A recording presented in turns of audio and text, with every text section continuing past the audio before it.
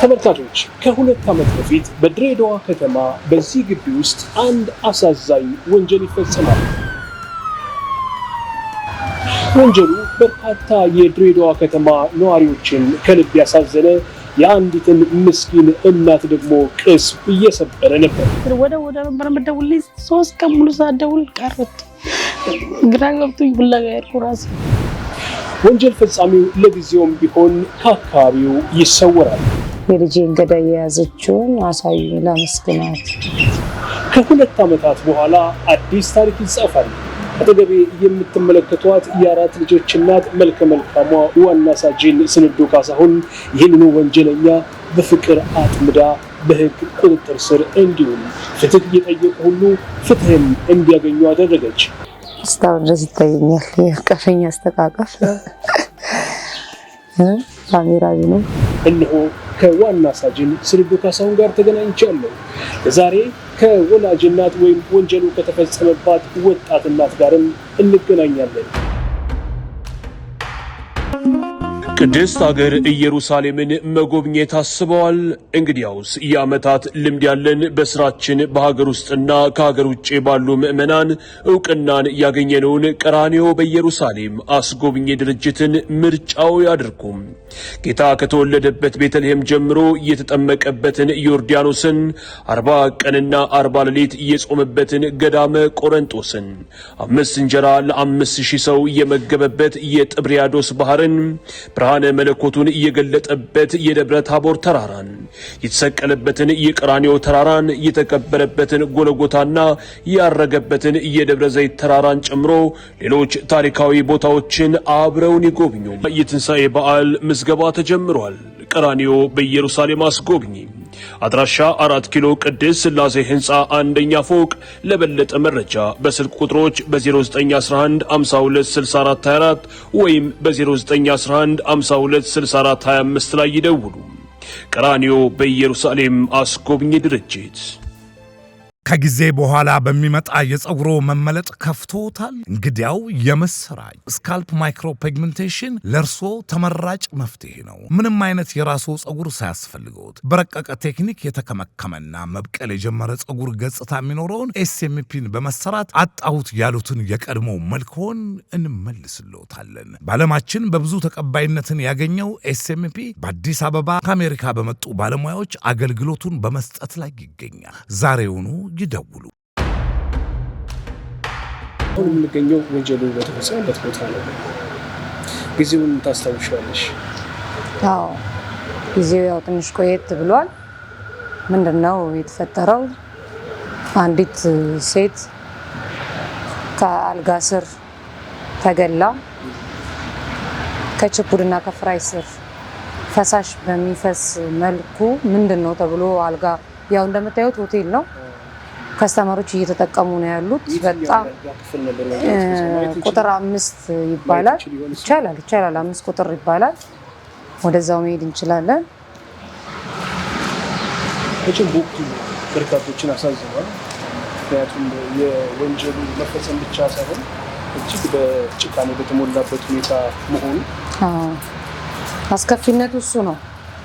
ምንድነው ከስተመሮች ገብተው አልጋ ይዘው ተኝተው በነበረበት ሰዓት ያልሆነ ሽታ ጠረን ሽታ ይሸታቸዋል።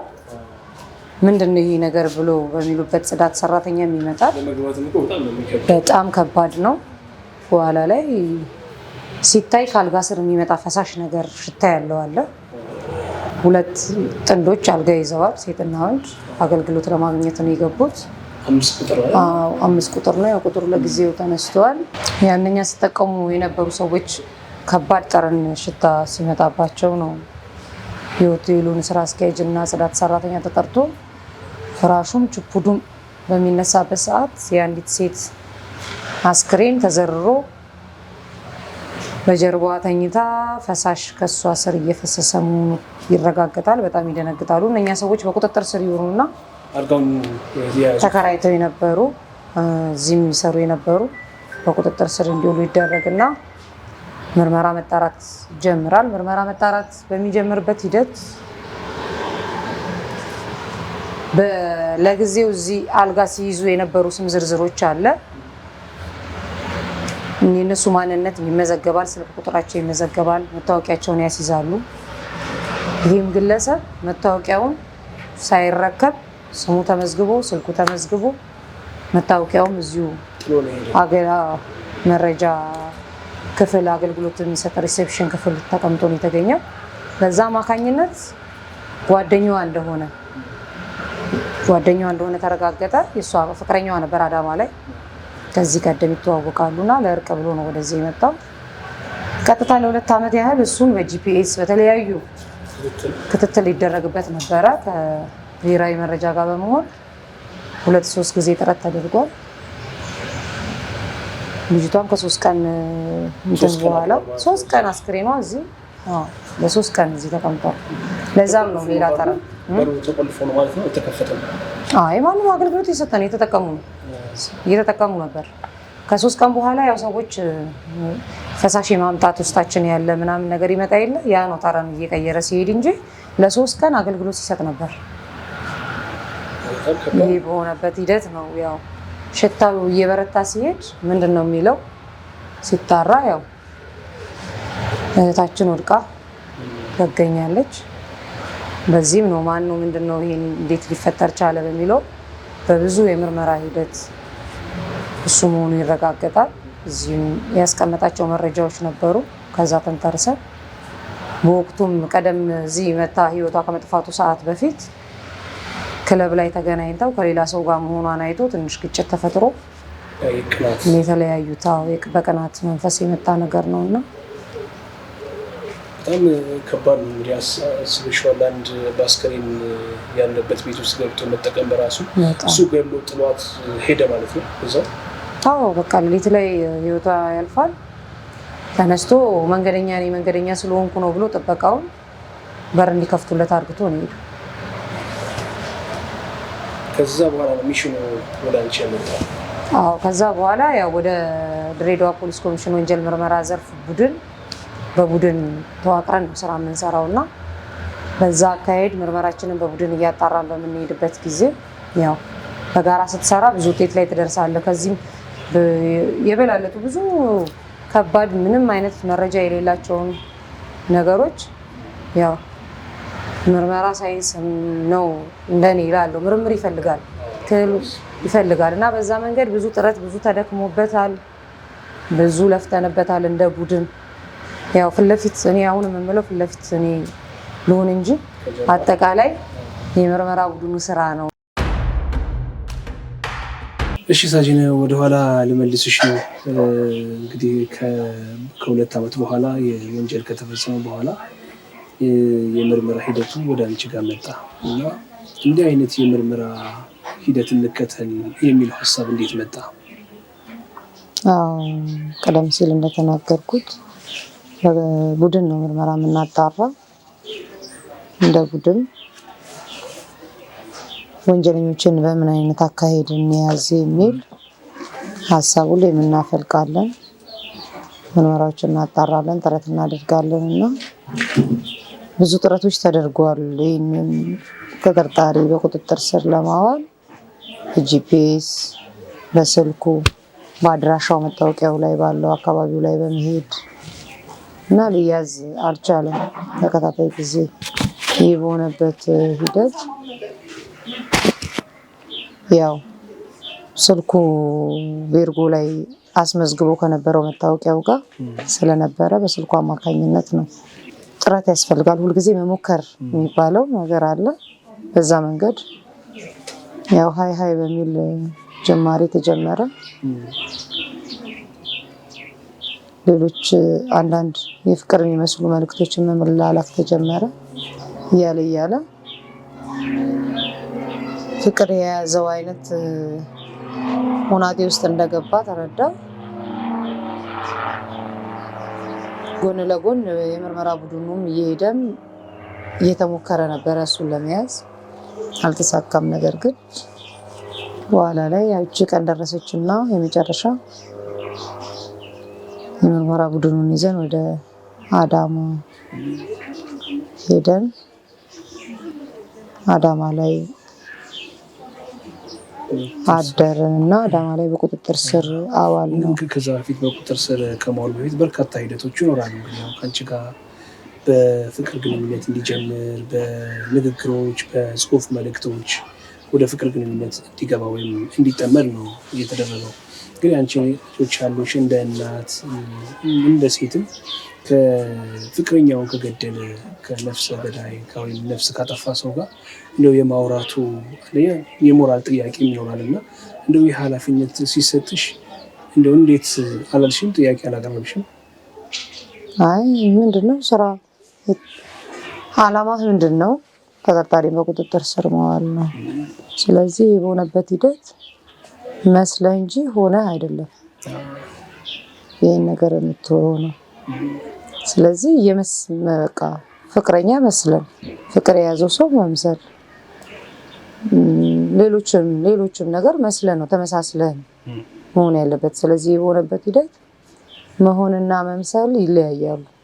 አስመስለክ ያው እዛ ነገር ውስጥ እንዳለ ፍቅር ውስጥ እንዳለ አላማ መያዝና መያዝ ነው። እሱም በምን አይነት መንገድ ያው ድመት አይጧን ዞሮ መብላቷን ነው የምትፈልገውና ጉድጓዳን መውጫ መግቢያዋን ወጥራት ይዘለ እኛም ደግሞ ምንድነው አላማችን በቃ ይሄን ተጠርጣሪ በቁጥጥር ስር ለማዋል ምን አይነት ዘዴ መጠቀም አለብን በሚል ብዙ የምርመራ ሂደቶችን ሄደናል። ያው እንደተናገርኩት በጂፒኤስ በስልኩም በምኑ ጥረት ተደርጓልና እነኚህ ፍቅር ልውውጦች በሚደረጉበት ወቅት ያው አላማው እሱን ለመያዝ ነው እንጂ ፍቅር ኖሮ አይደለም። እሱ ጋር ፍቅር ሊኖር ይችላል ይሆናል ነበረ። እዚህ ጋር ግን የኔ አላማ እሱን በቁጥጥር ስር ለማዋል ስለሆነ ድረስ ምንም አይነት ለኔ የሚሰጠኝ ስሜት አልነበረም። እንደውም ጥሩ በሄደ ቁጥር የተሻለ ሌላ አለ ውስጥ በቃ እልህ ነበር እዛ ጋር የነበረው ነገር። ያው ቁስሉ ያለበት ሰው ያውቀዋል፣ ሰው የሞተበት ሰው ያውቀዋል። ከተፈጸመብህ ወንጀል በላይ ወንጀለኛና ፍትህ ጋር ለመቅረብ ትልቅ ውስለት ነው። ትልቅ አንገትን የሚያስደፋ እና በዛ ሂደት ውስጥ ያለፍኩ ሰው ነኝ እኔ። በቃ ይሄ በዚህ ጊዜ በአመት ውስጥ በሁለት አመት ውስጥ እንይዘዋለን ሳይሆን ይሄ ግንኙነት እሱን ለመያዝ ያመቸናል በሚል ነው። ቀኑ በቃ ደረሰ አለን። እስቲ እንሂድ ተባለ። ቡድን ተዋቅሮ ሄድን፣ ወደ አዳማ ሄድን። አዳማ ላይ ጠዋት ላይ ያው የመጀመሪያ የስልክ ድምጽ የሰማው የተያዘበት ዕለት ነው። ከዛ በፊት ግን አትደዋወሉ? በድምጽ አትደዋወሉ? በቴክስትና በኢሞሽን እንትኖች ነበረ። ኢሞጂ ፒክቸሮች መላላኮች ምናምን በእነሱ ነው። ምን አይነት ፒክቸሮች ነበሩ የምትላላኩት? ያው ፎቶዎች እንላላካለን። የልብ የፍቅር የሚመስሉ ምልክቶችም እነሱም አሉ። አንዳንድ ደግሞ በቃ ዳውንሎድ ምናምን አድርገህ የምትልካቸው ፎቶዎች ምናምን አሉ አይደለ? ሌሎች እንደዚህ እነሱን የፍቅር እንትን የሚመሳሰሉ ነገሮች ነው የምንላላከው። በኋላ ላይ ያው መልኬን በደንብ ያውቀዋል ፎቶዎቼን እንትን ስለሚል የመጨረሻ የቅርብ ጊዜ አሁን ያው ሂደቱ ስለቆየ ለ2 አመት ያሁን የሰሞኑን ፎቶ ላኪልኝ ያለ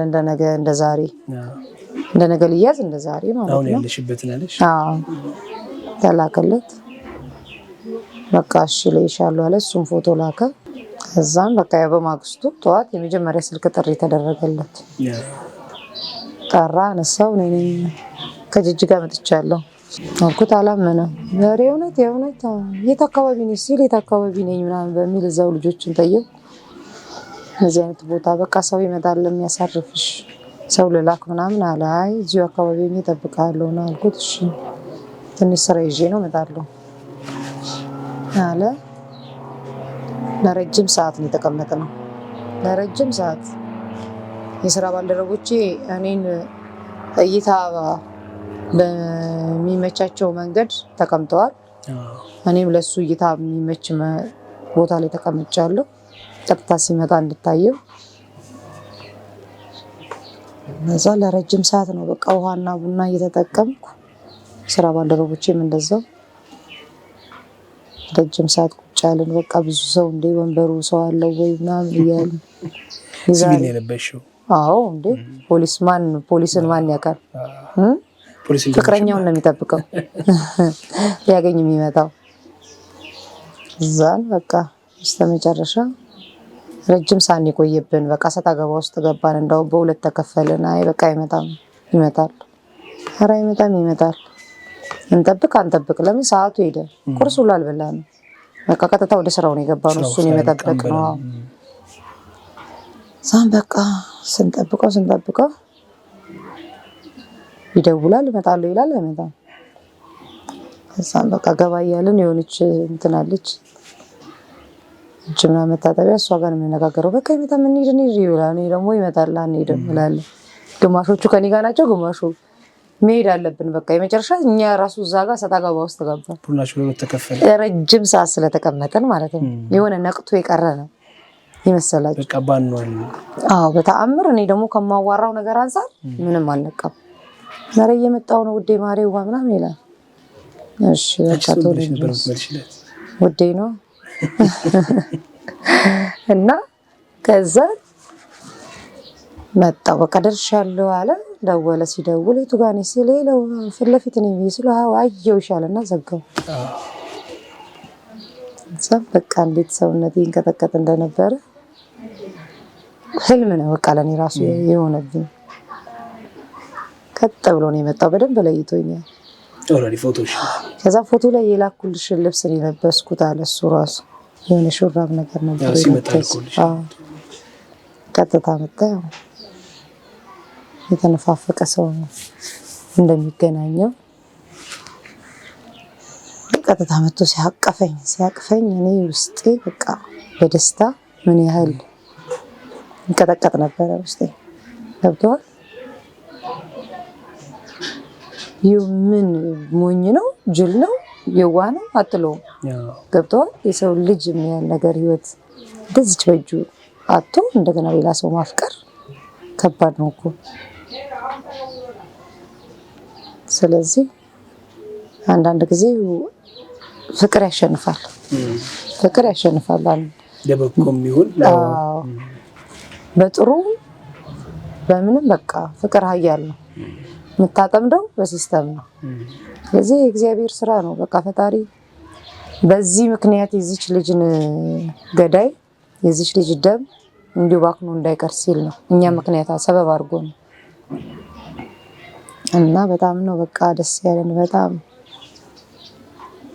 ተቃላይ ቡድኑ በጣም በቃ የሆነ እኔ እስከዛሬ ብዙ ስራዎች ሰርተናል። እንደዛ ግን የተደሰትንበት ቀን አልነበረ። ደስ አለን በቃ ቁርሳችን ምሳችን ከዛ በኋላ ነው በቃ እንዲ ወስፋታችን ራሱ የተከፈተ። ግን ከዛ በፊት እንመለስ የሚል ቡድን ነበር። ምን አይነት ማለት ተስፋ የሚያስቆርጥ በመቅረቱ ነው ወይስ ሌላ? በመቆየቱ በጣም ቆየ። ረጅም ሰዓት ቴክስት አላረግሽለትም? እየተደዋወልን መጣው ይላል ግን አይመጣም። ከ4-5 ሰዓት በላይ ነው ቁጭ ያልኩት አንድ ቦታ ላይ። ቡና አልጠጣም። የማልጠጣውን ቡና እየጠጣው ውሃ እየጠጣው እነሱ ውጭ ቁጭ ብለዋል። በምልክት እንኳን አንነጋገርም። ሌላ ሰው የሚያይን ሰው ሊኖር ይችላል ስለሚችል ሚስጥራዊ መሆን አለበት። አዎ የግድ እኔን የማይለክፈኝ እዛ ጋር የማይናገረኝ በቃ የሆነ በቃ የሚሰማ አንዳንድ ጥሩ ይናገራሉ፣ አንዳንዱ መጥፎ ይናገራል። በጣም ብዙ ነገር ነው እዛ ጋርና አንድ ሰው ነበር ተለቅ ያለ ሰው ስሙንና ስልኩን አላስኩትም። እንደው ካየው እግዚአብሔር ይባርከው ነው። እሺ ችግር የለውም ሴት ልጅ እንዲና ታያቸው ሰው እየጠበቅሽ ነው ይለኛል። ተለቅ ያለ ሰው እንደዛ ቁጭ ብሎ ስለተ ወይስ ተሚመጣ እዚህ ጋር ተወኝ ለምን ጉንተላው የሚናገሩት ንግግር ይሄን ያህል ሰዓት የሚጠበቀው ማን ነው? ልዑል ነው ንጉስ ነው ምናምን እየመጡ ወንበሩ ላይ ሰው አለው። ጸጥ እቺን ብትለብሽ እኮ አይናገርሽ። ማን ይናገርካል እንዴ? ይሄማ ጦርነት ነው። ግን አለቀና ሁሉ ነገር ከተሳካ በኋላ ቆምኩኝና ለሴት ልጅ ክብር ይኖራቸው አልኳቸው። ወንድ ብቻውን ቢዝናና የሚናገረው ሰው አለ? ማንም አይናገርም። ሴት ስለሆንኩ ነው፣ ብቻዬን ስለተቀመጥኩ ነው። ስለዚህ ለሴት ልጅ ክብር ይኖራችሁ። ለምን እዚህ ጋር እንደተቀመጥኩ አታውቁም። ከተያዘ ከሄደ በኋላ ብያቸው በጣም የመጨረሻ አይዞሽ ሲለኝ የነበረው ሰውዬ አመሰግናለሁ አልኩትና ነገርኩት፣ ያለውን ታሪክ ነገርኩትና በጣም በቃ ገረመው። ይሄን ያህል ሰዓት የተቀመጥሽው ለዛ ነው አለ። ወይ ቢራ እየጠጣሁ ወይ የሆነ ነገር እያደረግኩ አይደለም፣ ውሃ ይዣለሁ፣ ቡና ይዣለሁ፣ ምግብም እየበላሁ አይደለም፣ ረጅም ሰዓት ሆኗል። ገብቶሃል? ምንድነው ይሄ? አትመጣም ወይ ብለሽ ቴክስት አደረግሽለት? እየተደዋወልን ነው። በቃ ልሄድ ነው ደክሞኛል ልረፍ ስለው እየደረስኩ ነው መጣሁ። ለካ ስራ የኤሌክትሪክ ምናምን ስራዎች ነው የሚሰራው፣ ስራ እየሰራ ነበር። አራውን መጣሁ እያለ በቃ እኔ ተመልሼ ወደ አዲስ አበባ ሄጅ ስለሆንኩኝ ለሊቱን የተጓዝኩት ማረፍ አለብኝ። ኧረ እየደረስኩ ነው ይቅርታ። ያው የማይደርስ ሰዓት የለም ደረሰና ጓደኞች ግን ያው ለምን እንደዚህ አይነት ቴክስት አድርግሽ አሉሽ? እሱ እንደነገ ለንይዘው ገና አዳማ እንደገባን ማታ ሰዓት ላይ እየተጻጻፍን እንትን እያለን መልስ አልሰጣለም። ከዛ ምን ሆኖ ነው ያው ተጠራጠራለሁ የሆነ ነገር ሸኪ ገብቶ ወይ ነቅቶ ይሆን እንዴ? በቃ ከዚህ በኋላ እንዳደርስብኝ ነገር ተስፋ የሚያስቆርጥ ቴክስት መልስ አትሰጠኝም ምናምን ድሮም በቃ ምናምን የሚል ስልክ ለምን እንዲያበዱ እኔ እኮ ሴት ነኝ የወንድን እንትን ማቀው ነኝ ያደቡ ስል በቃ እንዴት እንደዚህ ታርገሽ እዚህ ድረስ ደክመ ልታበላሽው እንዴት እንደዚህ ትናገሪዋለሽ ምናምን አሉ። አይ በቃሽ በኋላ ላይ 4 ሰዓት 5 ሰዓት ድረስ ቁጭ አለና መልስ አልሰጣለ። ያንንም ማለት ተኛ እስከ ጠዋት 11 ሰዓት ከምናምን 12 ሰዓት ድረስ ጋዜጣ ያክላል የላካቸው እንትኖች ድርድሩ ጋር ቴክስት ልብ ቅርጽ ምናምን ሳይለንት ሆኖ እንደዚህ ሆኖ እንደዛ ሆኖ ምናምን በቃ ብዙ ከዛ መልስ ሰጠውኝ። አይ ለዛ ነው ምናምን ከዛ ቀጥታ ተደወለለት። ነጋልን ወጣ ደወልንለት እና ይገርማል በቃ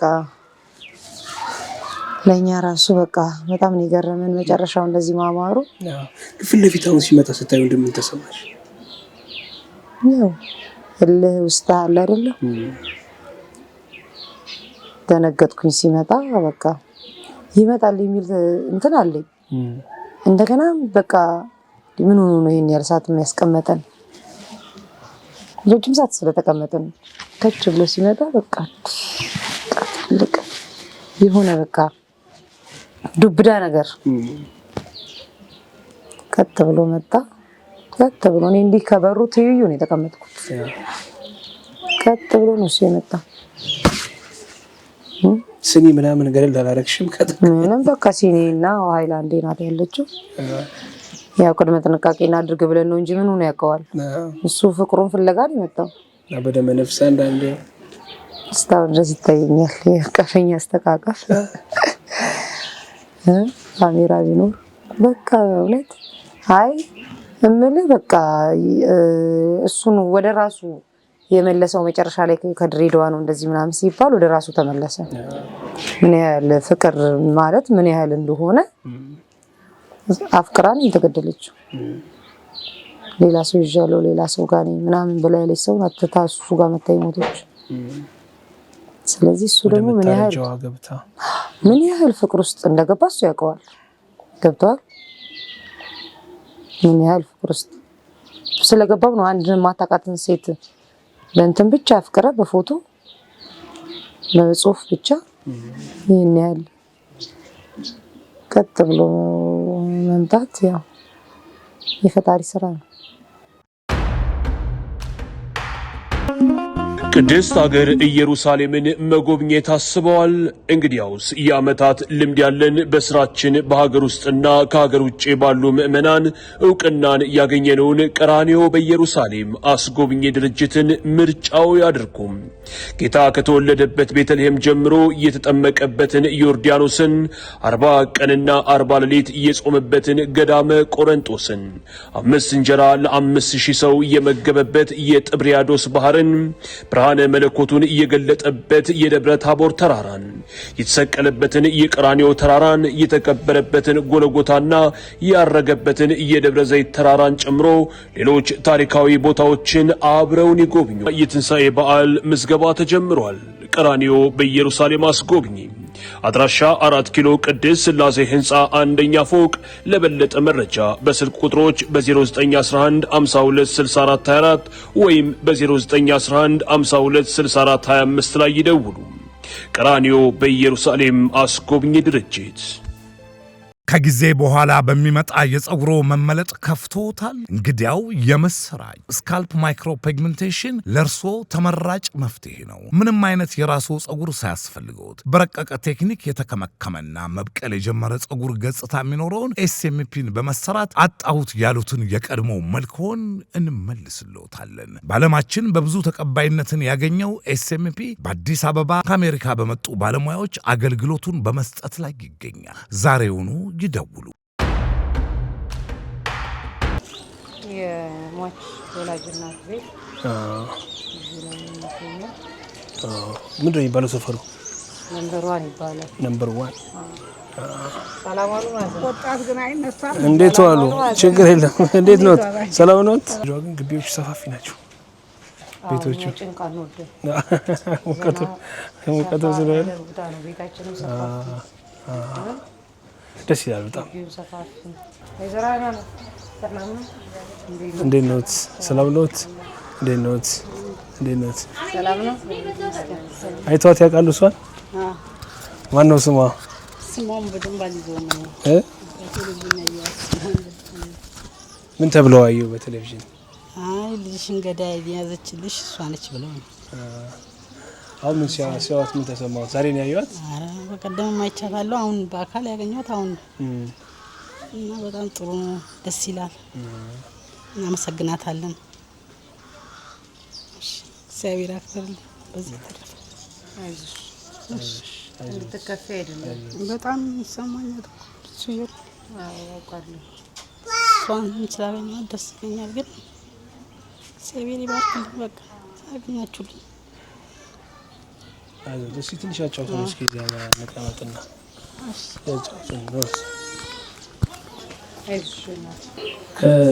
ከሁለት ዓመት በፊት እንግዲህ ወንጀል ከመፈጸሙ በፊት ስለነበረው ታሪክ እንደሆነ አይ ስለሱ እኔ ምንም አላውቅም። እሷ እኔ ድሬዳዋ እዚህ መኪና እንትኑ ጋር መሰራ የነበረ ልብስ ምናምን እያጠብኩ ነበር መሰራ ካምፕ ነበር። እሷ ናዝሬት ነበረች ከወለጋ መጣ ማለት እዛ ያለች ማቀው ከዛ መጣ ተያይዘው ሁለቱም ማለት የሆነ ሰዓት ላይ ተራ በተራ ተያይዘው መጡና በቃ ሂድ እኔ አላብሬ አልሄድም ብላ ሄደ። ከዛ እንደገና ተመልሶ መጣና እንደዛው መስሎኝ አሁንም ለቀቅኳት እሷን ሂቲ ልትሄድ ከሱ ጋር ማለት ከዛ በኋላ 3 ቀን ቆየችብኝ። ወለጋ ጀመርኩ እዛም እየዞር ከዛ ለዘመዶቹ ላደውዬ ጠፋች። ከዛ ፊትማ ስራ ነበራት። ስራ ትሰራ ነበረ። ከዛ በቃ ምን አጋጣሚ ነው መጥቶ እንደዚህ ልክፍ አርዋት ሄደው። እርሱ ተዋውቀውት ነበር ጓደኛው እንደሆነ? አዎ ጓደኛዬ ነው ብላ በቃ ከዛ በኋላ ተመልሶ እኛ ቤት አልመጣም። አንድ ቀን ቆየ። ከዛ አልጋ ይዣለሁ አለ ፍሬሰም። እሷ አልሄድም አለችው። ቀን አብሮ ሄዶ በጓደኝነት ምን ያህል ጊዜ ነው የቆዩት? አመት ነው መሰለኝ። አመት ነው ሲት ነበር። ጥላው መጣች። አይ መጣው አለች ነው ተጣልቼ ነው አለች። አልፈልግም አልሄድም አለችው። እሱንም እኮኛ ፊት ይሄ ሰውዬ ይገለኛል እናቴ እያለችኝ ከዛ በቃ ገዳሚ እኔም አላሰብኩትም። ይሄንን ልጄም ነበረች ጥያት እሷ ወደ ሌላ ቦታ ወደ ከተማ ላይ ነው ስትለኝ ሂጂ አልኳት። ከዛ በስልክ ድሮ ወደ ነበር መደውልልኝ 3 ቀን ሙሉ ሳደውል ቀረች። ግራ ገብቶኝ ፍለጋ ሄድኩ ራሴ። ከዛም ፖሊሶቹ አገኟት። እንደዚህ ፍሬ ሰንበት ሲሉ በቃ ልጄ ነች ብዬ ከወጥኩት እሱ ላይም ስንደውል እሱ ሂጂ ፍሬ ሰንበት ፈልጊያት አለኝ። ደውሎ ነበር እሱ ጋር ደውሎ ሂጂ ፍሬ ሰንበት ፈልጊያት አለኝ። በቃ እዛ በላይ ምንም ማለት አልቻልኩም። ደነገጥኩ እኔ ራሴ። እንደዛ ያደርጋል ብዬ አልጠበቅኩም። እሷ ልጅ ያመጣችብን እኛ እናቆም እንድምን አሳጥረብኝ መካከላቸው ነበር አለመግባባት ነበር አለች። በፊት ምን ያልፈልገው ማለት ማለች ከዛ በኋላ ነው ስለሱ ነገር መስኪ ስንት ልጆች ነው ያሉት? 2 አንዷ አለች አሁን ትምህርት ቤት ነች ትወጣለች አሁን 11 ሰዓት እሷም ሴት ነች ደርሳለች ትፈራለች ግን የትም አትሄድም ቤተክርስቲያን ራሱ ከልጆች ጋር የምትሄድ ካገኘችው ልጅ ጓደኛች ከዛ ውጪ የትም አትሄድም ትፈራለች ተጽዕኖ አለባት እሷ ራሱ ምንም ማድረግ አልችልም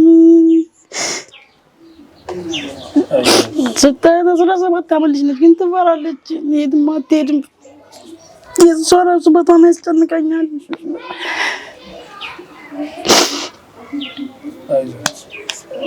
እንደዚህ ተካለኝ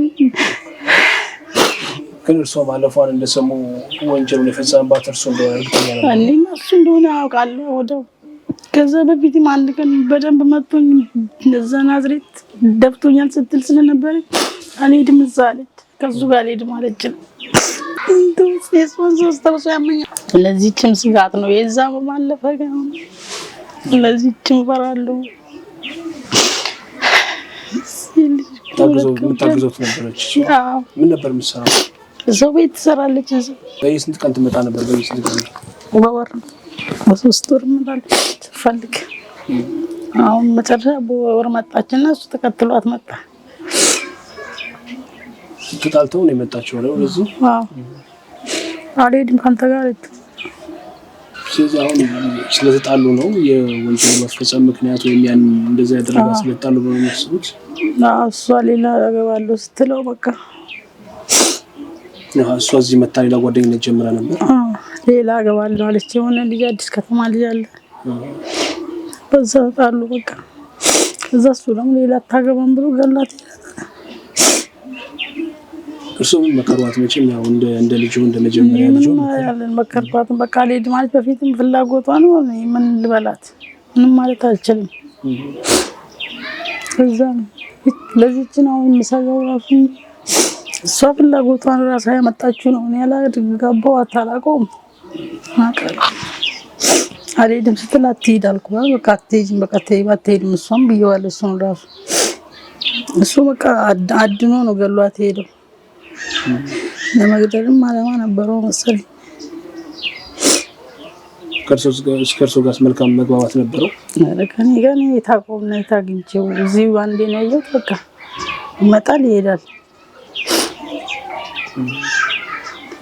እሷን ገሎ መጥቶ እኮ ተመልሶኛ ጋር መጥቷል አሉ ወደዚህ ቤት እዛኛው ቤት እያለን እኔና ልጄ ቁጭ ብለን ቤት ውስጥ ልጄ ጠፋች ብዬ እያለቀስኩኝ መጣ እዛ ነው ጠፍቶ ሄዳሉ እርሷ አላዩትም እኔ ቀና ብዬም አላየሁትም ሰውዬው ሌላዎቹ ናቸው እያዩት የነበረ ለምን የመጣው ለቤት ደውዬበት ልጅቷስ ብዬ ደውዬበት ነው አረ የለችም እናንተ ጋር መጣችም አለ ከዛ እሱ ያሰበውን አስቦን ያው እንግዲህ 3 ቀን ተጠፋቦት እሱ ያው ወዳው እዛን ሰዓት እሱ ጋር ያለች መሰለኝ እኮ የመጣው ወደኛ ከዛ ደግሞ ወደ ሌሊት ላይ እሷ እዛው ከሱ ጋር ነበረች ሄዳ ማለት አልደወለችልኝም እኔም አልደወልኩላትም በቃ ስጠፋብኝ ነው ወደ ፍሬሰንበት ፍለጋ ያልኩት 3 ቀን እሱም ደግሞ እንደዛ ፍሬሰንበት ነው አልጋ ያስኩት አለኝ ነግሮት ነበር እሷ ነግሮናል ገና ፍሬሰንበት ነው አልጋ ያስኩት ብሎ ይሄ ታስፈልጉ ታዲያ እሱስ አስተፋቦት እንዴ ፍሬሰንበት ጂና በቃ ሲተማማኒ ፖሊስ ጣቢያ ነው ይይ በዝጎሮ ቤት ምናምን ጠርቼ ልንሄድ ስንል ፍሬሰንበት ጂና ፈልጊያት አለ በቃ ከዛ በኋላ ለሰዎቹ ደግሞ በጠዋቱ ፍሬሰንበት የሞታ ተገኘችው ልጅ ምናምን ሲሉ ነው በቃ ነው ስለጠፋች ከዛ በኋላ ደወሉም ከዛ ጠፋሱ ኧረ ያነሳውም እሱ በቃ ስልኩን ማጠፋ ከዛ ሂጂ እዛ ፈልጊያ ካለ በኋላ ምን አደረጉ ከዛ በኋላ ምን አደረጋለሁ እኔማ በቃ እዛው እዚሁ ፖሊሶቹ ምናምን ነበሩ እኔ ምንም ያደረኩት ነገር የለም ምን አደረጋለሁ አቅም የለኝም ማድረግ አልችልም። ስንት ዓመቷ ነበር ያኔ? አንድ ዓመቷ ነበር። ትደግፍ ነበር እሱን? አዎ ትመጣለች፣ ታገዘኝና ትሄዳለች። ትምህርት አልተማረችም? እስከ 8 ተምራለች። ከዛ በኋላ ምን ተቸግሮ ሰው እንግዲህ አደጋው ከደረሰ በኋላ አንድ የሀዘን ስብራት አለ። አዎ ብዙ ነገር ደረሰብኝ። እኔ የቤት ኪራይ ራሱ አልኩህ እኮ በቃ እንደዚህ ሰው ቤት ለመግባት እሷም ትረዳለች። ግን ቢሆንም እኛም በሞላ ጎደል እንሰራለን። እኔ እሰራለሁ ተመላልሼ ቤትም ሂጄ ልጅቷን እችን እያሳደግኩ ነበረ። ያው በቃ አስቸጋሪ ነው ጊዜው። እሷም ብከፍልም ቢሆን አሁን ግን በቃ ጭራሽ እንዴት ነው የሚኖረው የሚለው አሁን ነው። ልጅቷ እያደገች ስትሄድ እችንም እና የቤት ኪራይም በጣም አስቸጋሪ ነው በዚህ ዘመን። በጣም እየከፋኝ ነው የመጣው። ወንድ ብትሆን እኮ ይሻላል። ሴት ልጅ ነች። እቺም ብዙ ጉዳት። አንዴ ቀበሌ ቤት ወይም የሆነ ነገር እንኳን እንዲሰጡኝ ብዬ ከንቲባ ቢሮም እየተመላለስኩ ነው። አሁን አላገኘሁትም። ሰርቼ እንኳን መብላት እችላለሁ። ቤት ኪራይ እንኳን ቢቀንስልኝ ብዬ ነው። እንግዲህ ከ2 ዓመት በኋላ እርሶ ሲያፈላልጉ ነበር፣ ፍትህ ሲጠይቁ ነበር። ሳጅን ደግሞ እንግዲህ በተለይ ጥበብ በቁጥጥር ስር መያዙ ሲሰሙ ምን ተሰማው? ደስ አለኝ። ለዚህ የሆነ ፖሊስ እሱ ነገረኝ። ደስ አለኝ። በቃ እንኳን ተያዘልኝ። መያዙ ነው ፈልገው። በፊት በስልክም ያስፈራራን ነበር ብዙ ጊዜ። ቤተሰቦቹም የተያዘ ቀን ራሱ አስያሹ አይደል ብሎ ነው የደወሉብኝ። እኔ እነሱን ቁጥራቸው አላውቅም፣ ሴት መሆኗን ብቻ ነው ማካ አስያሹ አይደል ብላ አለችኝ ደውላ። ብዙ ያስቸግሩኝ ነበር በስልክ። አሁን ሲፈታ ነው ችግሩ እንጂ አያውቁም። የእሱን ቤተሰቦች አያውቁም። እኛ እናውቃቸው፣ እነሱ ያውቁናል። በስ በእኛ ስልክ ደውሎ ነው መሰለኝ ይናገራሉ። በቃ የት ነበር እሱ የሚኖረው? አዳማ። መያዙ ሲሰሙ ሄደው ወደ ፖሊስ ጣቢያ? አዎ ሄድኩኝ። ፖሊሶቹም ጠሩኝ። ከዛ በቃ ሁሉም ነገር በቃ ደስ ብሎኛል ብያልኳቸው እነሱ። እኔም አእምሮዬም ትንሽ ተረጋጋ ማለት ነው። እየደወለ ያስጨንቀን ነበረኛል። እንግዲህ እሷ ነች በቁጥጥር ስር የዋለችው፣ እሷና ባልደረቦቿ። እግዚአብሔር ይስጣት፣ እሷንም እድሜ ጤና ይስጣት። የእኛ አይነት እንዳይደርስባት እኛ ተወርተናል። አንዴ ልጄም አሁን መንቀሳቀስ አልችልም። በጣም አስቸጋሪ ነው። ትሰጋለች ትንሿ? አዎ 17 ዓመቷ ነው። በጣም ትፈራለች። በቃ ያው መንቀሳቀስ ለመሄድ ራሱ ሱቅ አትላክም እንደ ልጅ። እነዚህ ህፃኖች የሚሄዱትን እሷ አትሄድም። ባለቤቷ አይደለ? አባቷ እዚህ የለም። ሁለታችሁ ብቻ ናቸው የምትኖሩት እዚህ? አዎ። የት ነው የሚኖሩት እሳቸው? እሱን የት እንዳለም አላውቅም። አሁን ለበቃ ቆየን ከተታተው ነው። አዎ ከተፋተው ቆይተናል። የት እንዳለ አላውቅም። አሁን አልመጣም። ወንጀል ከተፈጸመ አልመጣም። ወታደር ነው። የት እንዳለ ማናውቅም። በቃ እኛ ከሱ ጋር እንነጋገር። ምንድን ነው የሚሰሩት አሁን እሱ? ሹፌሮችን ልብስ ነው የማጥበው። የት ነው የሚሰሩት? እዚህ ወደ መግንተን ጋራጅ እና እዚህ እንትኑ ጋር ጤና ጣቢያው ጋር የሆነ የማህበሮች አለ ሻወር ቤት። እሱን እኔ ከፍለውኝ ነው 1000 ብር የምሰራው ለውሃው ብዬ። ውሃ እነሱ ስለሆነ አጥብበታለሁ ልብስ ፈልጌ ዞሬ ማለት ነው። 1000 ብር ደግሞ ብር ይሰጡኛል ደሞዝ። በዛ ነው የምሰራው። ያው ለፍቼ ነው የምሰራው፣ ግን የራሴ ቋሚ ስራ የለኝም። እንዴት ነው ሲሚዛሩ ልጆቹን ያሳደጓቸው? አይ በፊት እዚህ መኪና አልነበረም፣ እዚህ ጋር ሰራ ነበረ። በቃ ችግር የለውም። ከዛው ጋር ሻይ ቡናም ሸጥ ነበረ። አሁን መኪና ሲሄድ ሻይ ቡናም ካሰራ በቃ ተውኩት። ምንም መስራት አልተቻለም። መጀመሪያ የሚሰሩት ይሄን ስራ ነበር፣ ልብስ ማጠብ። አይ አግብቼ መጣሁ። ከዛ በኋላ እሱ ጋር ተለያየሁ። እሱን ይሄን ስራ ጀመርኩ። በቃ ሻይ ቡናና የሰራ ነበር እዛ ጋር። አሁን መኪና ስንሰራ ተው፣ ምንም የሚያዋጣም የለም ተው። ባዶ ሜዳ ነው ሜዳ። ምን አሉ አሁን እንግዲህ ከርሶ ጋር በርካቶች አዝነዋል። ጉዳቱ ከደረሰ በኋላ በርካቶች አብረውት አልቅሰዋል በድርጊቱና ተያዘ የሚለውን ዜና ከተሰማ በኋላ እንግዲህ ወዳጆቹ የቅርብ ሰዎቹ ምን አሉ? ኧረ ሁሉም እንኳን ደስ አለሽ የማይል የለም። ድፍን ነምበር ዋን ነው። ወጣ ካልኩ እንኳን ደስ አለሽ ይላሉ። እኔ ደግሞ ይሰማኛል። በቃ ምን ያደርገኛል? የራሴ አጥቻለሁ። አንዴ ራሴ ልጅ እሱ መያዝማ ተያዘ በቃ እላቸውና በቃ ተው ያመኛላቸውና በቃ አልፋለሁ። ብዙዎቹ እንደዛ እንዳለ ወደ ላይ ስትወጣ ወጣቸው ሀይሚ እንኳን ደስ አለሽ ያሉ ደግሞ ወድቆ እንትን ብሎ አልቀረም ይላሉ። እኔም ዝም ብላችኋል። በቃ የሆነ የራሴ ስለመበሳጭ ስራውም ያበሳጭኛል ራሴ ያሞታል ተነን አሁን ራሴን በቃ ዝም ብሎ ያስጨንቀኝ ሁሉ ነገር ስናደድ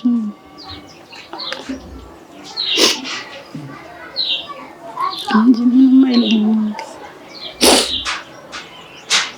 እንዴት ነው አሁን እሷ በነበረችበት ጊዜ እና አሁን ያለው ያኔ ሙሉ ቤት ነበረ። እቃችንን ራሱ ጨርሰናል። እሱና አሁንም ይለያያል። በጣም ይከብዳል። ብቻ መኖርማ አንድ ሰው ብቻ ጉልበት አይቻልም። አይተሻቸው አታውቂም አንቺ ከዛ? አይ ያው ወንጀሉ እንደተፈጸመ ልጅ ጠፋች ብላ አስክሬን ለመለየት መጣ ነበር። የዛን ጊዜ ይቻታለሁ።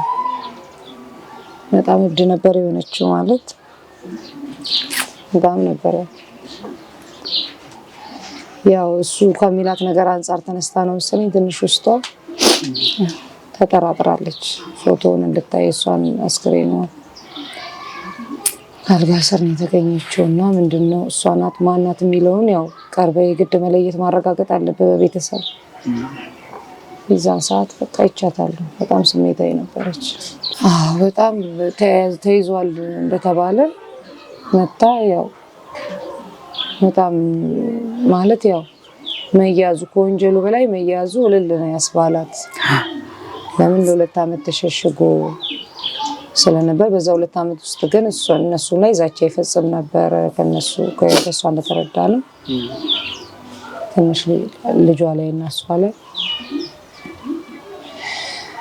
ከዛን ሲያዝ ያው አንድም ልጇን አጣ። እሱም ከህግ አምልጦ በበደል ላይ በደል ነበር የሆነባት። ተይዟል ሲባል በቃ እልል ነው ያለችው ወቅቱና አሳዩኝ ምናምን ብላ መታ ነበረ አሉ በመስኮት ላይ ልጄን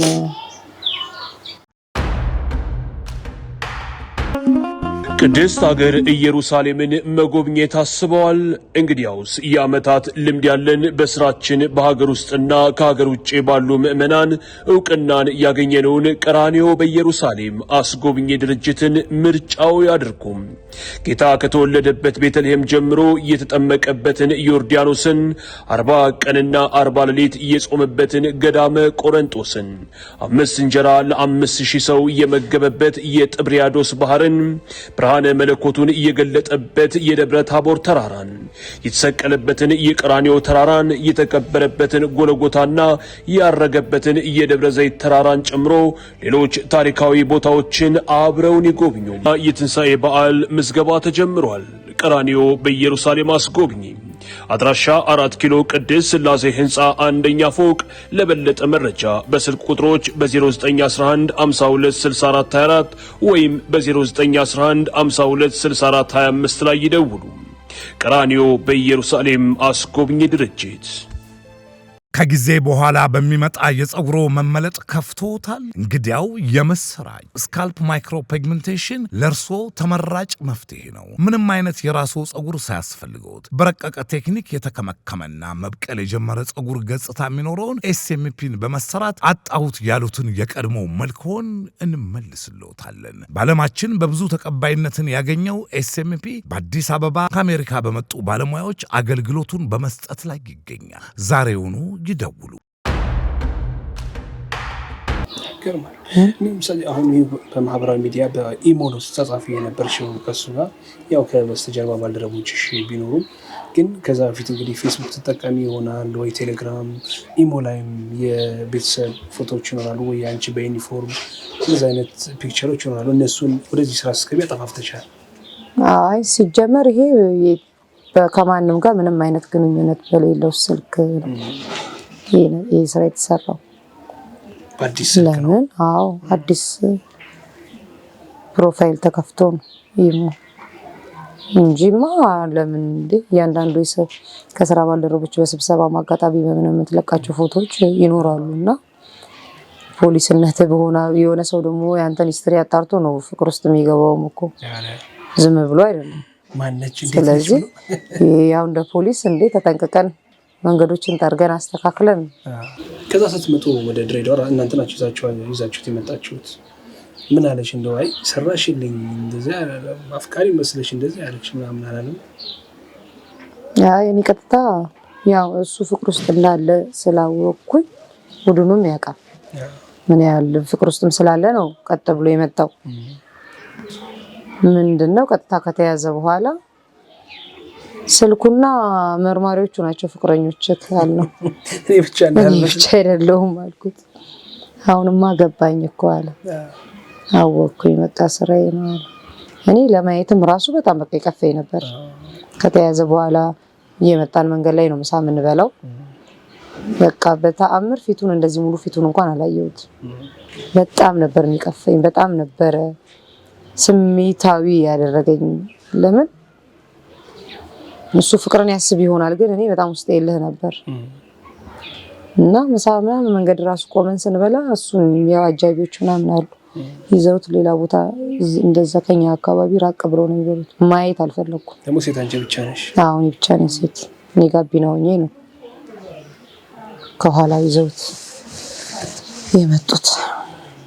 እና በቃ ድል ነው የሆነ ቡድን ኳስ ምናምን አሸንፎ እንደመጣ ሰው እንደዛ ነው ተሰምቶን የመጣ ነውና በጣም ደስ ይል ነበር። አንቺ ስራ ስትሰሪ ምንም እንኳን ሙያሽ ፖሊስ ቢሆንም ትዳር አለሽ፣ ልጆች አሉሽ። ይህን አይነት ስራ ስትሰሪ በተለይ ከፍቅር ጋር የተገናኘ የምርመራ ሂደት ሲደረግ የባለቤትሽ እይታ ወይም አስተያየት ምን ነበረ? ያ እነኝን ሂደቶቹን ማለት ያው የተላላኩን እንደዚህ እያደረኩ ነው ብለ መረጃ ለማንም ሰው ተብላ ማንም ያንን ሳይሆን ያ የመካኛ አንድ ክፍላችን ብቻ ያለ ሚስጥር ነው። ገብቷል።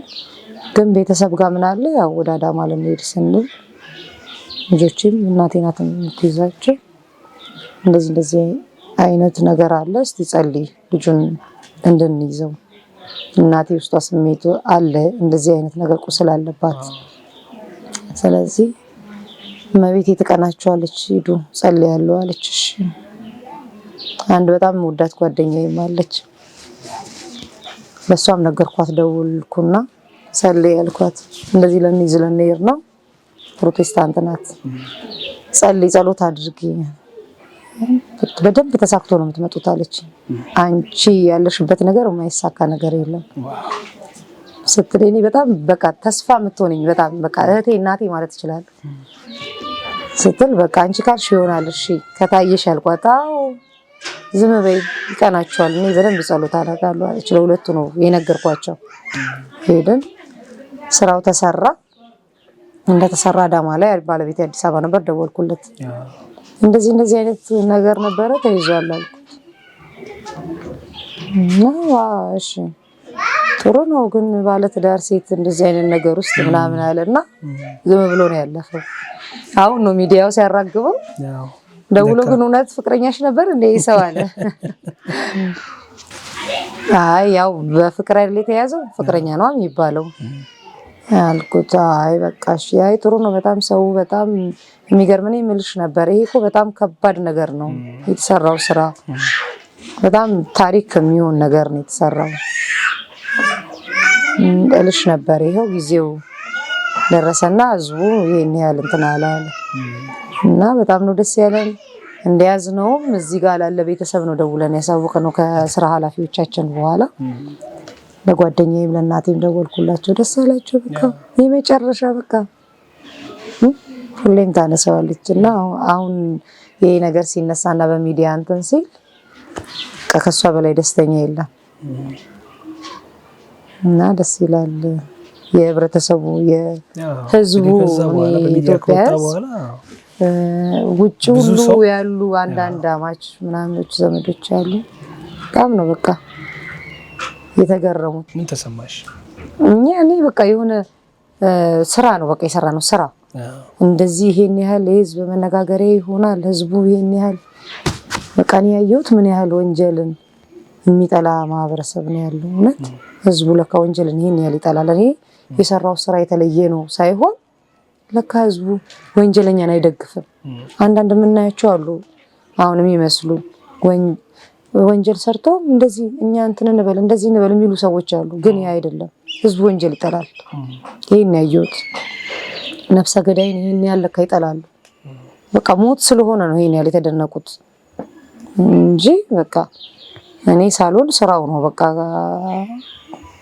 እግዚአብሔር ነው። እኔ አላውቅም። በጣም በጣም በጣም በጣም የሚገርም መነጋገሪያ ነው የሆነው። ሰዎች አሁን ሜዲሻል መንገድ ላይ ሳይሆንሽ እኔ ያው ማለት ያሳፍሩኛል። አንዳንዶች ከነስም ይጠሩኛል ከነማረጊ ከዛ የሚያውቁኝ ናቸው ብዬ ዞር ስል አላውቃቸውም። እናመሰግናለን ይሉኛል። ለራሳቸው የሆነ ነገር ያደረኩላቸው ይመስል በጣም እናመሰግናለን፣ በጣም ደስ ይላል፣ አመሰግናለሁ። የማይመርቀኝ ሰው የለም። አንዲት እናት ብርቱካን ይዛልኝ መጣች። 1 ኪሎ ብርቱካን ትልቅ ሴት ናት። ያው ያቀማል ብርቱካን ይዛልኝ መጣች እና እኔን አላገኘችኝም። ከዛን እቃ ተቀምጦልሻል አሉኝ። አቤት ምንድነው ሲል ፖሊስ ጣቢያ ነው። ልጆኜ አባቴን ሰው ነው የገደለብኝ።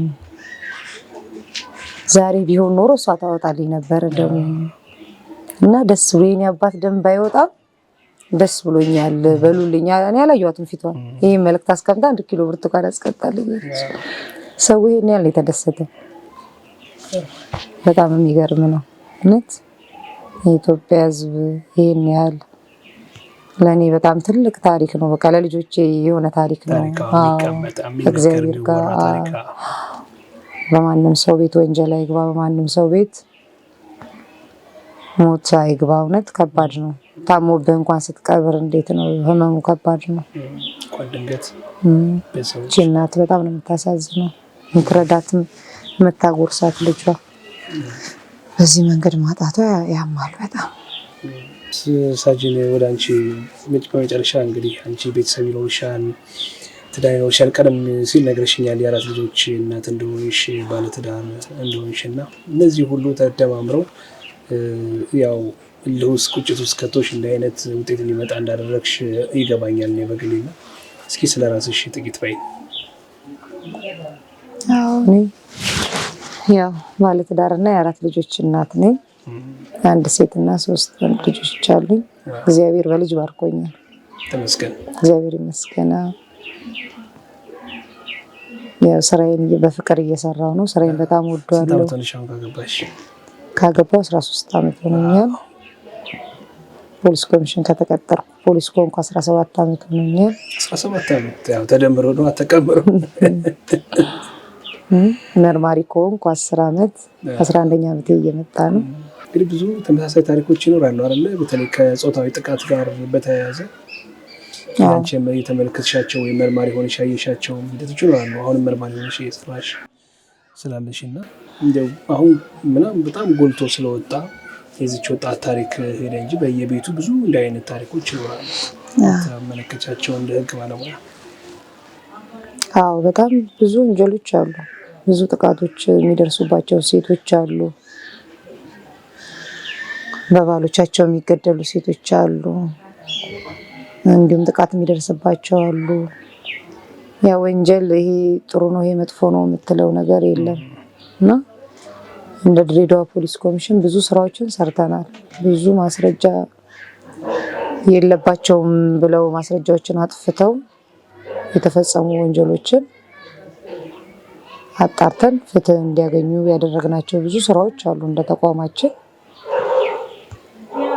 ነገር ግን በቃ ወንጀል አስከፊ ነው። ወደፊት ወንጀል ጠል ትውልድን ማፍራት ይኖርብናል ብዬ አስባለሁ። ይሄ ደግሞ የሚሆነው ያው አስፈላጊውን ፍትህ በመስጠት ወደ ህግ አካል በመቅረብ ነው። አሁን የሰው እንዲሁ ተሸሽጎ ቢቀር ነገ የእህቶቻችን ሞት በዛ ነው ያህል የከፋ ነበር የሚሆነው። እንደውም በመጨረሻ ምን ትመክሪያለሽ ስለ እህቶች ለእናቶች? ያው የልጅና የሴት ልጅ እናትም ስለሆነች ያው እናትነት ጥንካሬ ነው። ሴት መሆን በራሱ ጠንካራነት ነው። እናት መሆን ብዙን ነገር እንድትችል ያደርጋል። እኛ እናቶች ብዙ መስዋዕትነት እንከፍላለን። ያው ቤት ውስጥ እናትነት አለ፣ ወላጅነት አለ። ውጭም ከማንም ባልተናነሰ መልኩ ስራችንን ለመስራት ጥረት እናደርጋለን። ስለዚህ ማንም ሰው እንዳይሰብርሽ ነው የምለው። ሴት ብዙ ያው ሊሰብሩ የሚሞክሩ ወይም በሌሎች ሰዎች ላይ የምንደገፍ ሰዎች አንሆን። በቃ እችላለሁ ማለት ነው። አዎ እናትነት ከባድ ነው፣ ጫና ሊኖር ይችላል። ግን የትኛውንም ውጣ ውረድ ማለፍ እንችላለን። ከማንም በተለየ እንደውም አቅም አለን። ስለዚህ ጠንካራ እንሁን እላለሁ። አመሰግናለሁ። እኔ በወቅቱ አልነበርኩም፣ ለሌላ ስራ ወጥቼ ነበርና መጣ። ያው እንባም ደስታም እንደነበረባት ከዚራ ወንጀል ምርመራ ነበር የምንሰራው። የዛን ሰዓት በጣም በቃ ድብልቅልቅ ያለ ስሜት እንደነበራት ነገሩ። ስንቶች ነበር ስለ እሷ ሁኔታ በተለይ ወንጀሉ ከተፈጸመ በኋላ ልጇ አስክሬን በሚገኝበት ሰዓት የነበረው ሁኔታ? ያው የልጇ አስክሬን ፖሊስ ነው እንትን ያለው።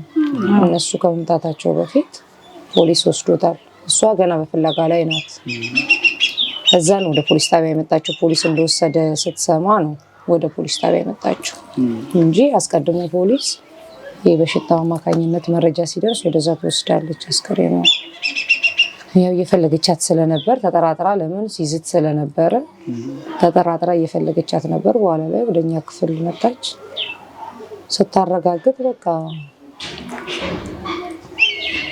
ከባድ ሁኔታ ውስጥ ነበር የነበረችው። በጣም ከባድ ስሜት ውስጥ ነበረች። ይህንን ስሜት ደግሞ የደረሰበት ሰው ነው የሚያውቀው። ለምን እኔም እናቴ ልጇ ተገሎባታል። የትንሽ ልጅ ሆኜ 9 ዓመት 10 ዓመት ልጅ ሆኜ ግን ሌሎች ልጆች ስለነበርናት ትልልቆችም እኛም ህፃናት ነበርን። የዛሳ ትንሾች ነበሩ። ማበድ ደረጃ ነበር የደረሰችው እናቴ እና ከዛ በላይ አለመያዙ በጣም ያንገበግባል። ከተደረገው ድርጊት በላይ ከሚገርም ወንጀለኛው ተይዞ ነው የተለቀቀው። የኛ በነፃ የተለቀቀው ሁሉን ነገር እየተናገረ ሌሎች ሰዎች ተያያዥ ባለስልጣናትም ስለነበሩበት የቆየ ነው። እኛ ልጆች ሆነን ማለት ነው። ነፃ ተብሎ ነው የወጣው። ፍርድ ቤትም ሳይደርስ ጣቢያ ላይ ነው የተለቀቀው እና እናቴ በቃ ቀጥታ ኮሚሽኑ ግቢ ውስጥ መምሪያ ሄዳ የወታደር ሚስት ስለሆነች ባንዲሯ ትፍረደኝ ብላ ነው የወጣችው። ከ20 ምናምን ዓመት በፊት ማለት ነው። እቺ ባንዲራ ትፍረደኝ ብላ ሄደች። ግን እግዚአብሔር ፍርድ ሰጠ እና እግዚአብሔር ፍርድ በሰጠ ሰዓት የተሰማትን ስሜት አውቀዋል። እሱ አንዴ ሞቷል። ከህግ ማምለጥ ግን ሌላ ዳግመኛ ሞት ነው እና 2 ዓመት የልጇ ገዳይ ሳይያዝ እየዛተባት ጭራሽ እንደገና ሌላ ወንጀል እየፈጸመባት ምን አይነት ስሜት ውስጥ ነበረች? ሲያዝ ምንድን ነው የተሰማት? በቃ የውሻ ደም ሆኖ አልቀረም። የልጅ ሄዳ ላመስግናቸው ብላ ነው የወጣችው። እኛ ስራችንን የሰራነው ስራችንን ግን ለእሷ የሰጣትን ስሜት እንግዲህ እሷ ታውቀዋለች። ፍትህ ማጣት ምን ያህል ሰዎች ላይ ስብራት እንደሚያመጣ ፍትህ አጥቶ የነበረ ሰው ነው የሚያውቀው። እና የዛን ሰዓት የእናቴን ፊት ነው እሷ ላይ ያየሁት። በጣም በቃ መሰበር ነበረባት። ተሰብራለች።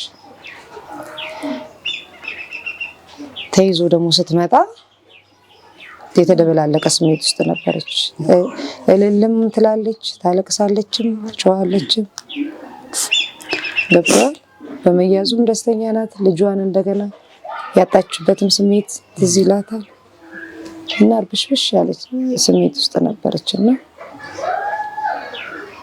በጣም ያሳዘነችኝ። ሌሎች ልጆች ከእሷም ከፍ ያሉ የእሷም እኩዮች የደረሱ ልጆች ቢኖሯት ያጽናኗት ነበር። ገብተዋል። አንድ ደረሰችልኝ የምትላት ልጇ የምትደግፋት ልጇ በቃ ላርፍ ነው ልታጎርሰኝ ነው ብላ ባለችበት ወቅት መሰበሯ ህመም ነው። እናት ተስፋዋ ልጆቿ ናቸው። ብዙ ዋጋ ከፍለካ ለምታሳድጋቸው ደርሰውልኝ ልረፍ ነው እኮ የምትለው። አንደኛ ራሳቸውን በመቻላቸው፣ ሁለተኛ ደርሰው እኔም ካለውበት ድካም ያሳርፉኛል የምትለው። ያን ነው ያሳጣት። በቃ በጣም ከበደልም በደል ነው የበደላት። ከመግደሏን በላይ የእሷንም ህይወት ነው ዝብርቅርቁን ያወጣው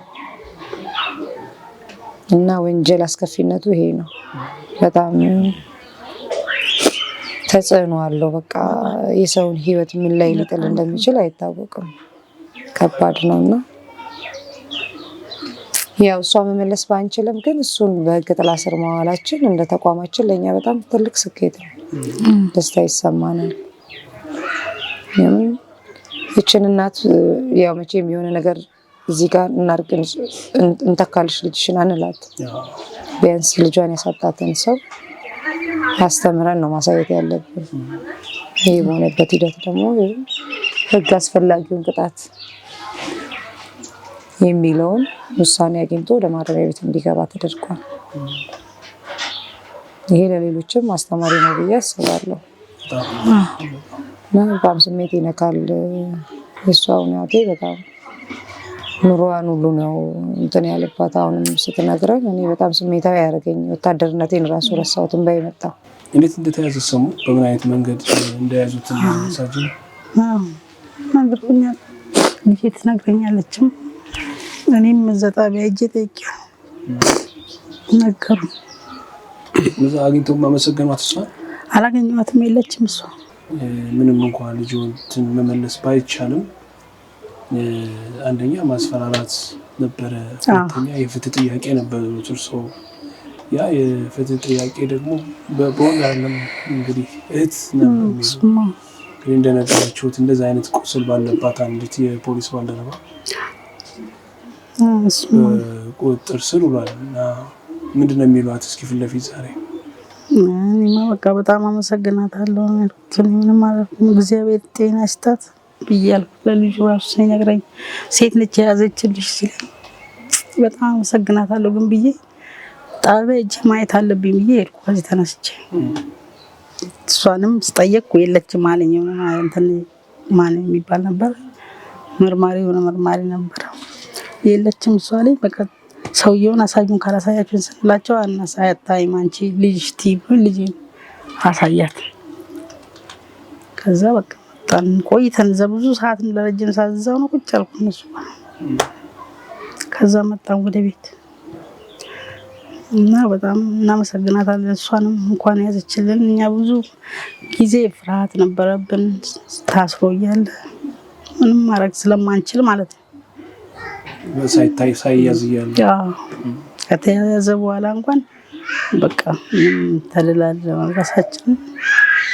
እናመሰግናታለን። እሷንም ጤናዋን ይስጣት። ያላት የወለደችም ካላት ደግላት እግዚአብሔር አይዞሽ። ከባድ ነው። አይዞሽ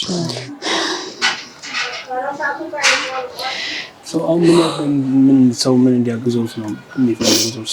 እኔ ምንም ቤት ራሱ የቀበሌ ቤት ቢሆን ጎናት የምናሳርፍበት ካገኘን በቃ ቀላል እንሰራለን።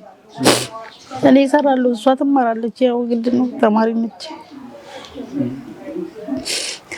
እሷም ቀርታለች፣ ግን ማለት ስለማይቻል እንግዲህ አሁን መመለስ ስለማይቻል እሷ ያው መጠንከር ነው ያለባት ላለችው ልጆች ሲሉ ደግሞ እሷም አሁን እንዳትሰጋ ማለት በአንድ ሰው ላይ የሆነ ሁሌ እንደዛ ይሆናል ማለት አይደለም። ጠንቀቋ ጥሩ ነው፣ ማሰቧ ጥሩ ነው። ቢሆን በቃ የሆነ ነገር ተጽዕኖ ይሆንባል፣ ያስፈራል። ልጅቷ ልጅነት ነው በቃ እቺ እራሱ ትፈራለች በጣም። ምን አልኩህ እኮ እኔ እንደውም ተንቀሳቅሼ እሰራለሁ፣ እሷ ትፈራለች። ወዴት ሱቅ እንኳን አትሄድም። እሱ ያደረገው ድርጊት ነው ያንን ፍራቻ ያመጣው። ታክፍል ነች 9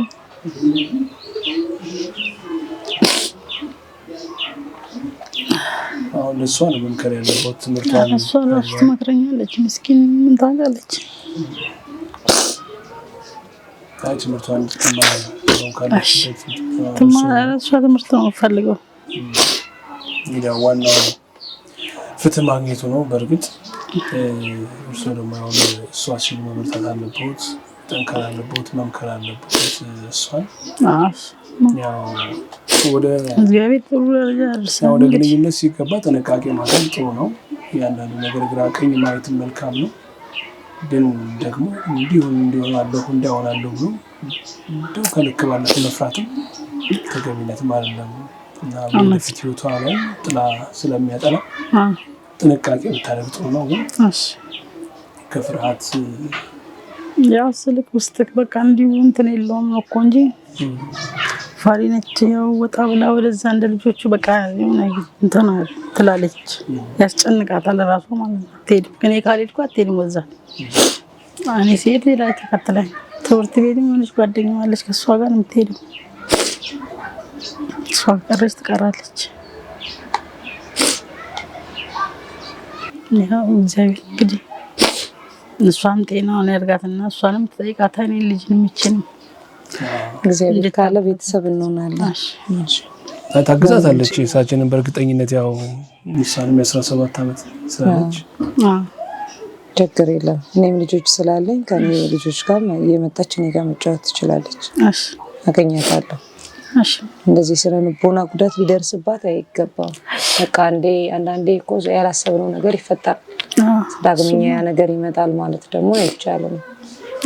በዚህ ስጋት ራሷ ተሸማቃ መኖር የለባትም አይደለም። አይፈጠር እንጂ ያው ተፈጥሮም እኮ እንዲሁ አልቀረም። እግዚአብሔር ይመስገን።